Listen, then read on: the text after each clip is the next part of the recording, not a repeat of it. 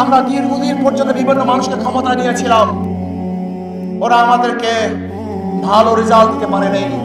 আওয়ামী লীগকে ক্ষমতায় দিয়েছিলাম, বিএনপি ক্ষমতায় দেখেছি, জাতীয় পার্টি ক্ষমতায় দেখেছি, কিন্তু মানুষের আশা এবং আকাঙ্ক্ষার প্রতিফলন ঘটাতে পারে নাই।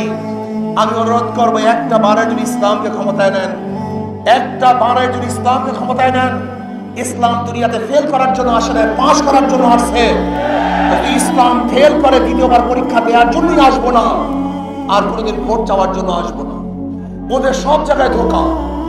যারা নৌকা নির্বাচন করে নিজেরা নৌকা চালাতে পারে না, যারা নাঙ্গলে নির্বাচন করে নিজেরা নাঙ্গল বইতে পারে না, যারা ধানের শীষে নির্বাচন করে কেউ ধান কাটতে পারে না।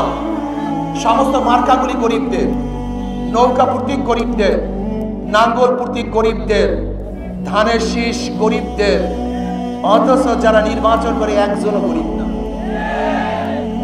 অথচ হাত পাখা এমন একটা মার্কা, যে নির্বাচন করে সেও ঘুরাতে পারে, যারা করে তারাও ঘুরাতে পারে। হাত পাখা চালাতে পারে পুরুষরা, হাত পাখা চালাতে পারে মহিলারা। হাত পাখা প্রয়োজন বড় লোকদের, হাত পাখা প্রয়োজন গরিবদের।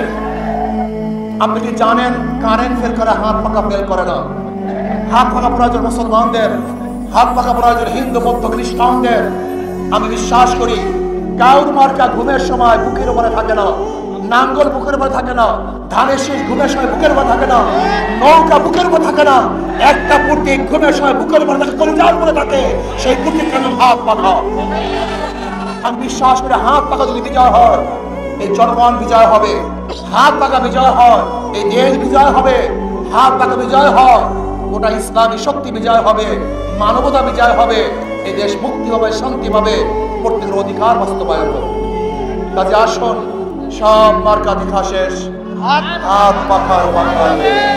সব মার্কা দেখা শেষ, হাত পাখার বাংলাদেশ। একটা বারের জন্য হাত পাখাকে পরীক্ষা করুন, ঠকবেন না, জিতবেন ইনশাআল্লাহ।